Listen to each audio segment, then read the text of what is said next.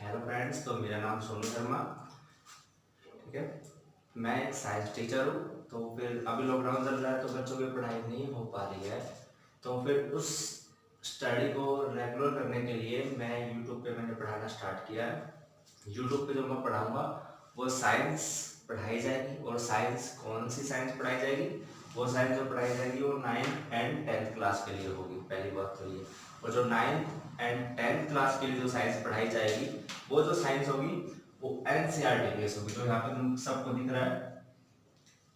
ठीक है, उसके बाद एनसीईआरटी बेस होने के बाद जो मैं दे रहा हूँ, आज कोई स्टडी भी होगी, आज बस इंट्रोडक्शन दिया जाएगा कि कैसे पढ़ते हैं। जो पढ़ाया जाएगा वो सारा प्रैक्टिकली पढ़ाया जाएगा, हर चीज़ दिखाई जाएगी जब पढ़ाने के लिए।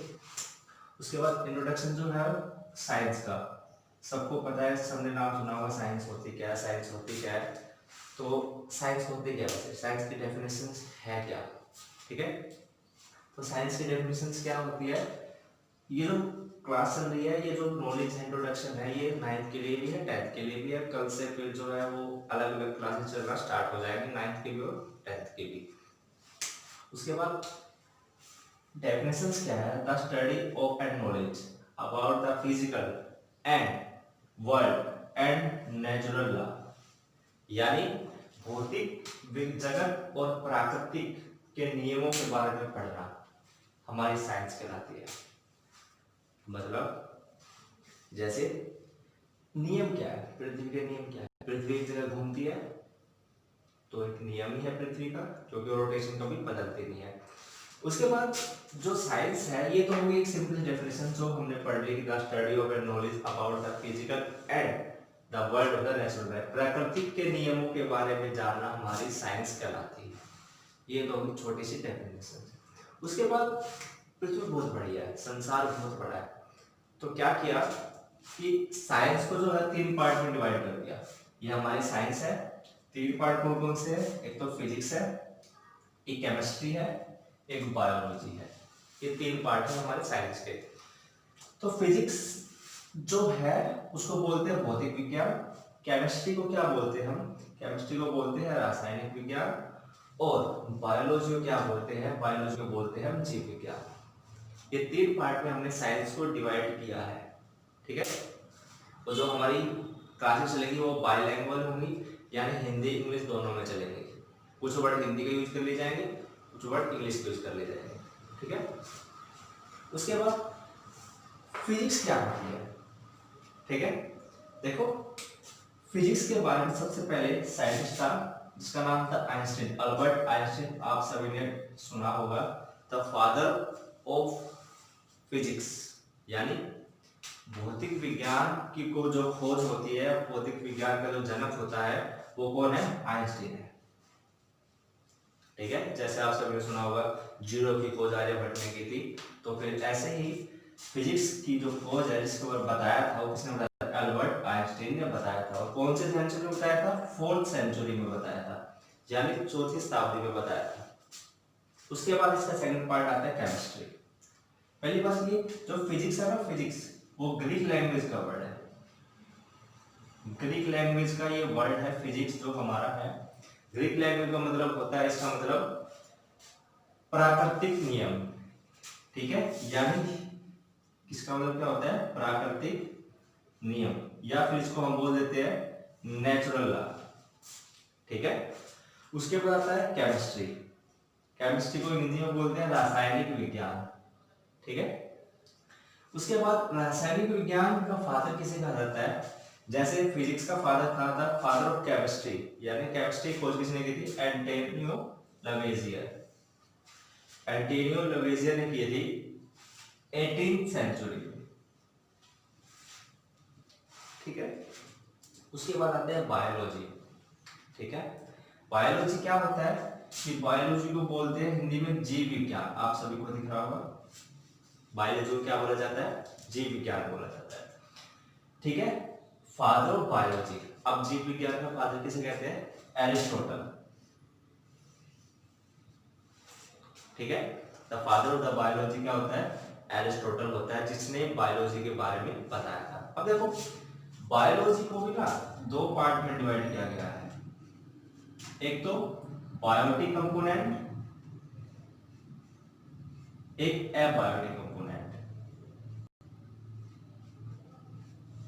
ठीक है, बायोटिक कंपोनेंट होते हैं बायोलॉजी में, एबायोटिक कंपोनेंट होते हैं। ठीक है, बायोटिक कंपोनेंट क्या होता है? जितनी भी सजीव चीजें होती है, सजीव का मतलब जीवित चीजें होती है, लिविंग चीजें, जिसको लिविंग ऑर्गेनिज्म बोलते हैं। जैसे एग्जांपल लिख देता हूं मैं यहाँ पे, ह्यूमन, प्लांट, ये सारे के सारे बायो में पढ़े जाएंगे और लिविंग यानी सजीव में पढ़े जाएंगे। ठीक है, उसके बाद आता है एबायोटिक, जो मैंने बताया था, मैं यहाँ ले लेता हूँ एबायोटिक। एबायोटिक चीजें क्या होती है? ये निर्जीव होती है। निर्जीव का मतलब, निर्जीव का मतलब क्या होता है? जो जीवित नहीं होती, जिनके अंदर सांस ले, जो सांस ले लेती है, यानी सांस का मतलब होता है रेस्पिरेशन, जो रेस्पिरेशन नहीं करते। जैसे एग्जांपल लेते हैं हम, स्टोन, पत्थर जो होते हैं हमारे, क्या वो सांस लेते हैं?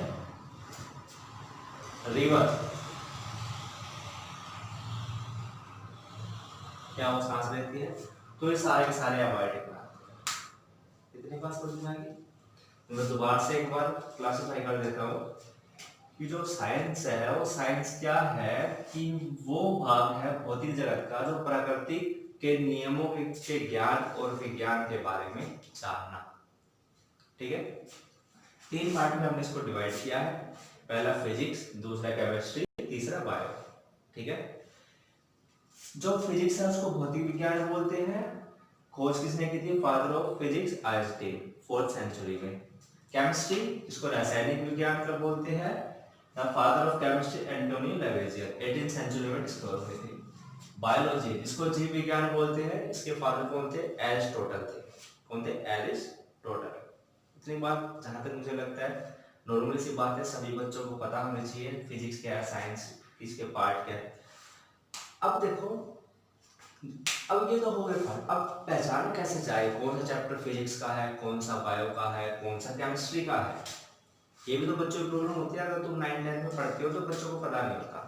ठीक है, तो फिर थोड़ा सा मैं हिंट दे देता हूँ। फिजिक्स क्या है? फिजिक्स वो है जब किसी बॉडी पार्टिकल के अंदर एनर्जी होती है, जब दो बॉडी पार्टिकल आपस में टकराते हैं, उनके बीच में फ्रिक्शन होता है, एनर्जी होती है, वो फिजिक्स में काउंट होता है। ठीक है, जैसे मैं तुम्हें एग्जांपल देता हूँ, तार है जो वायर होती है, वायर के अंदर से करंट जाता है, ये फिजिक्स का पार्ट है। पंखा चलता है, फिजिक्स का पार्ट है। इलेक्ट्रिसिटी के बारे में पढ़ना फिजिक्स है। ठीक है, जो हम उपग्रह सैटेलाइट छोड़ते हैं, सारे के सारे फिजिक्स है। ठीक है, उसके बाद केमिस्ट्री। केमिस्ट्री का मतलब पता क्या होता है? Alchemist, alchemist. केमिस्ट्री का मतलब होता है ये, इसका मतलब होता है धातु यानी मेटल, यानी जितने भी मेटल के बारे में हम पढ़ेंगे ना, वो सारी सारी केमिस्ट्री में आती है। जैसे लोहा, देखो जो वायर होती है, वायर में जो काम होता है वो फिजिक्स का, लेकिन जो वायर होती है वो किसकी होती है? केमिस्ट्री की होती है, क्योंकि वो कॉपर की बनी होती है, कॉपर मेटल होता है।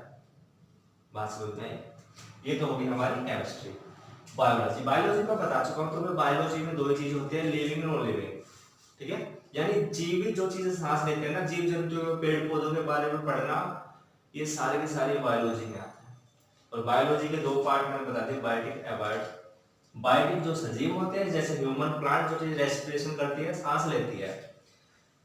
एबायोटिक मैंने बता दिया, एबायोटिक में ये आते हैं, स्टोन हो गया, रिवर हो गया, ये वाटर हो गया, ये सारे के सारे हमारे एबायोटिक में आते हैं। सांस नहीं लेते, लेकिन ये किस चीज का पार्ट है? बायोलॉजी का पार्ट है। क्लियर होगी बात? तो आज के लिए इतना ही, एक इंट्रोडक्शन देना था कि साइंस क्या है। कल से तुम्हारी सभी की रेगुलर क्लासेस स्टार्ट होंगी। एक क्लास 9th डलेगी, एक क्लास 10th की डलेगी, बायलैंग्वेज होंगी।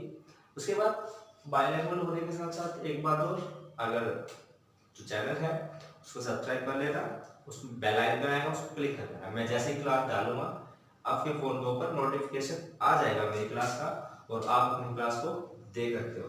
अगर कोई चीज ना समझ में आई हो तो वीडियो को इसे कमेंट कर देना, उसका रिप्लाई मिल जाएगा। ठीक है, कल से हम स्टार्ट करते हैं 9th और 10th क्लास का सिलेबस से लेके। सिलेबस क्या क्या है, क्या क्या पढ़ना है, सारी चीजें कल